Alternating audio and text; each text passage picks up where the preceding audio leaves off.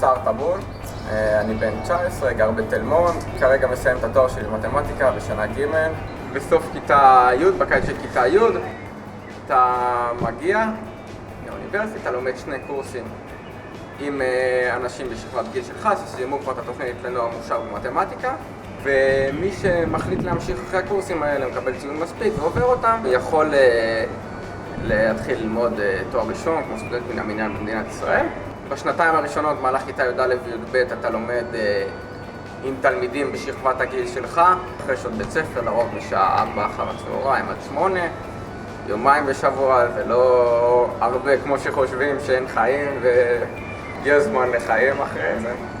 התואר בעצם בסוף כיתה י"ב טיפה משתנה כי אתה מסיים את התיכון, יש לך הרבה יותר זמן להשקיע, לומד מהבוקר עד אחר צהריים הערב, כל אחד יבנה את המערכת לעצמו איך שנוח לו.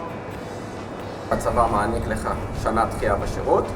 במהלכה אתה בעצם מסיים את התנאים לתואר שלך, את השנה האחרונה.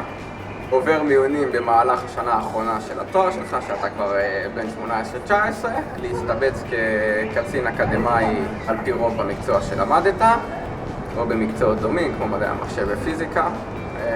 אין ספק שהצבא נותן לך קרש קפיצה מאוד גדול לעתיד.